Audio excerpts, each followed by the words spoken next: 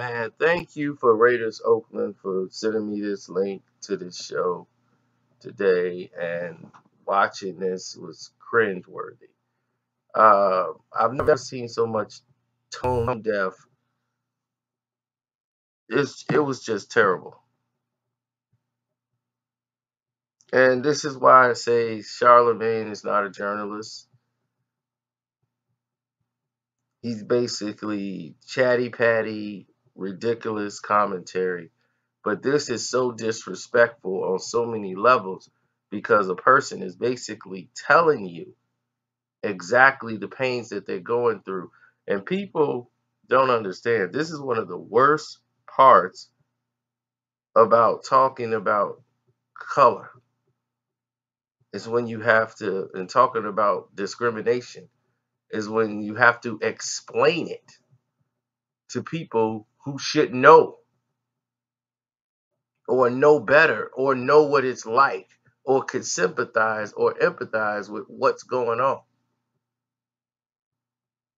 Now, when you see the situation, you can almost basically empathize with what's happening.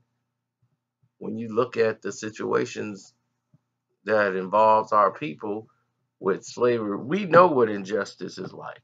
This is a whole different type because we rarely would know it. We are not in the Latin community like that, so we would not understand how the levels work. But it's still colorism, and she's still pointing it out. And you, being a person of color, you should recognize it, or at least empathize with the situation, instead of trying to undermine what it means. It was a terrible thing to listen to.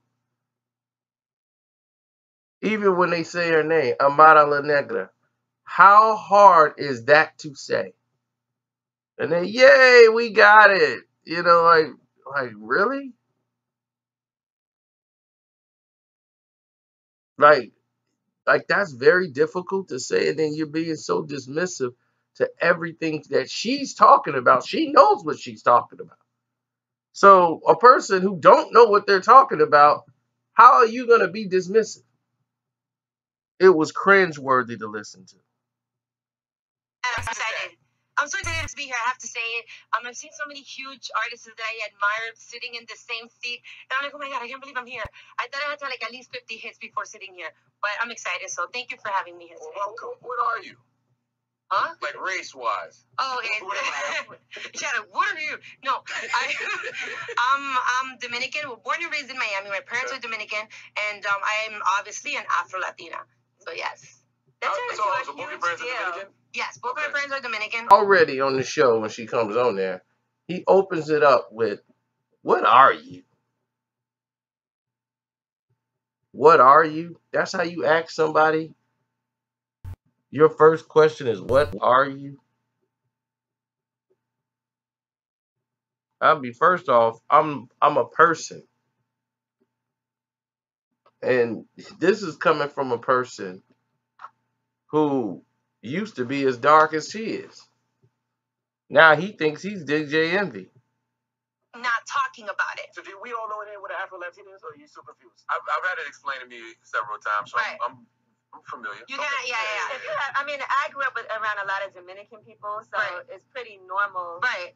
to me. But I know that in a lot of places, people don't see that as much. I just feel that we come in so many shades. Like, my mom is a little bit darker than you, but my father, it's very, very, very dark skin, way darker than me. So we come in so many different shades that it's like, why is it so hard for people to understand or accept me?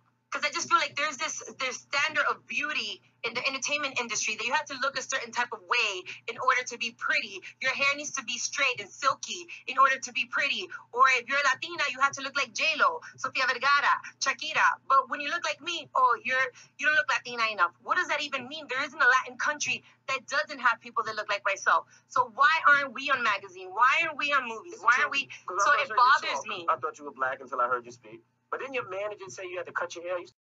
So as this goes on, and she opens up more into the racism that and the way they treat people of color who are darker than them in certain regions, like the Dominican Republic, and other areas where they have, just like here, they have people different colors, and this becomes even more of a problem. As he gets on the show, he becomes more condescending as they go down this level. As she's really getting emotional talking about it. As the interviewer, you should be able to empathize, but he doesn't care. Tweet is like, oh, this Amara La Negra hoe looks like she has on blackface and trying too hard. Amara La Negra looks like a white woman with blackface. Like, you don't look like a white woman to me. Well, because apparently my features don't match my color, whatever that means. What's that mean? Well, you know what color eyes do you have? Gray. Gray eyes. Most of the time, you don't see gray eyes with darker skinned people. Is that true? But that is not true. That is not true. It depends where you're coming from. When you go to my country, there's so many different people that look like myself, different shades, different features, that to me is not surprising. But out here, it's supposed to be like, oh my God, what species are you? Like but type of thing. New York is 1,000,001 Dominicans. Exactly. So I guess it depends where you're coming from or what state you may come from, that you may not be so versatile and see it. So, and even in the Latin community, which is my biggest issue coming from the Latin market into the American, I'll tell you something that happened that was really important in my lifetime. That is the reason why I stand so hard for it. I went to do an audition for a Latin soap opera, and they told me I had a special look. Special look means you're black. So they said I had a special look, and I was like, okay, cool. They're like, honestly, because you're so cool, I'm just going to tell you the truth. Listen, if we have any roles like, maybe like a prostitute or, a gangster, Bible, or a gangster, or maybe if we do like a slave, maybe like soap opera or something, definitely you will have you in mind. You should have told him that's not the way you treat special people. But at that moment, just to hear that, you don't even know how to react. You don't know if to be like the fuck you just said to me right now? Like, you don't know. So it's really hard. No, we don't have Black Lives Matter movement. We don't have Martin Luther Kings. We don't have Malcolm X. We don't have The Voice. You see, but when we say we don't have that. But when we say black and brown, the brown, like that's covering the Latinos. Yeah, black and brown, to me, we're all the same. We're physically, the race, we're all the same. When we say black and brown, we talk about police brutality against black and brown people. Y'all are under the brown. But do you feel like it's colorism within the Dominicans? I wouldn't say the Dominicans, because I think that's very limited. I would say amongst the Latin community, there is. So as she's talking to people of color, Angela Yee, she's understanding what she's saying, and Envy's trying a little bit, but now, Charlamagne looks like, I need more juice out of it. I'm just not understanding this. He's really becoming more and more dismissive as the conversation goes on about color. Don't ever feel as if you need to change who you are or the way that you look in order to succeed. Especially in this era. But unfortunately, as much as we think that we have advanced, we have a long way to go. There's a lot to learn. I will say, and I mean, it could be because I've never paid attention. I've never even heard this conversation until right now. Yeah. So what? To simplify it for you, what exactly is the struggle that you're facing? What is the struggle? The struggle is wow. I think it's very similar. Obviously, they'll always pick the lighter. They'll always pick the ones that look, like I said before, like J-Lo's and Shakiras and stuff, before they look at us. Who cares if you're talented? Who cares if you're educated? You're always going to be the last option. And that's just, it's just a symbol of beauty. I don't see that. Like, yes. And I guess I'm uptown a lot. I'm in New York. But you don't see it where? I don't even see it in Hollywood, though. How you going to see it, Envy? You're light skinned. Okay, but the same thing I go back to. For the most part, I'm coming from the Latin market into the American, and this is the struggles that we have. Right? You can say you don't. Not in your mind. Wow. It's not because you can. That's love and hip hop. That's a storyline. And who the fuck is Hollywood? But it's a true. But it's a true. Yeah, but it's a true storyline. Like, it's not even. We didn't have to fake it because it's the truth. Like, if you sit down, I would love for you to Google right now. But besides the Latin soap opera, where else have you There's no movies. There's no soap operas. There's no magazines. There's just nothing. And if they do, they'll pick this one that's kinda. But what is Cardi B? Cardi B is Dominican, and I think she's mixed with something. She mixed with something else. Cardi teeth was messed up. She came from the strip club. She but so-called ratchet and ghetto as hell, and now she's America's darling. You just said it. America's darling. But she was our darling before America, so it's like. Okay, so yeah, but at the end of the like day, Cardi, we like her. Like yes, like, but I think people like. she popped up in the American, not the Latin market. You guys don't And now even the know Latin about market the is Latin accepting You her. think she's lighter than you? Time out real quick. Why you look at me like that? I'm confused. It's kind of. You said she popped off in the American market, not the Latin market, but you popped in the Latin market. And now you're trying to pop in the American. I popped up in the Dominican Republic, and then from there I reached out to certain places because of the music. The music traveled, but it took me a really long time to make that one pop. So what she's saying, Charlamagne, is remember back in the days that people only wanted to see light-skinned R&B singers, female, and then the dark skin kind of was. But who are these people she talking about? Because you popped in the Latin world. Now you're trying to pop in the American world. Cardi's popping in the American world, and she's kind of popping in the Latin world. Yeah, but we don't look the same. The concept is not the same. So you think it's the dark skin? Of course it is. I'm not even gonna try. Issa Rae. How do you explain people? SZA. How do you explain? But she's talking about the Latin market.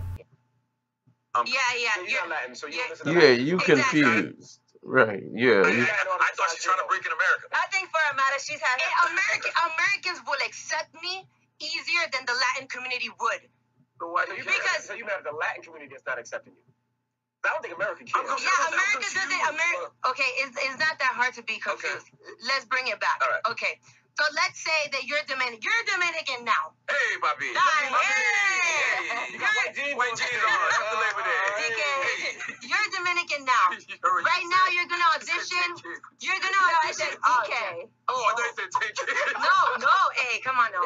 Okay, so let's say that you're gonna audition for a movie or something. Okay. You're never gonna get like the main cast member or anything like that. You'll be the gangster, the raper. You'll be kind of those roles. Okay. So then here's where You're not going to be the hot So basically, if I was Dominican, he was Dominican, I get the role because I'm lighter and he's darker. I mean, But we the same complexion now. But So the struggle your face. We the same complexion now. I'm talking about Afro Latinos. It's not even a Dominican thing. I'm talking about because in Cuba there's Afro Latinos, Guatemala, Chile, Honduras, Ecuador. There's so many of us. Okay. So then that's just really the issue. You know, I just feel, and even looking at social media and reading the comments, I know that I'm not the only one because everybody is now talking about it. That is correct. And the thing is, why is he being so dismissive? Because he's living his own personal hell of colorism. You talking to somebody who was blacker than the word onyx, and he sit over there and changed his features.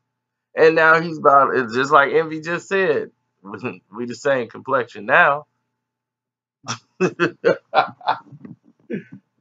So he's a person who had a problem with how he looked.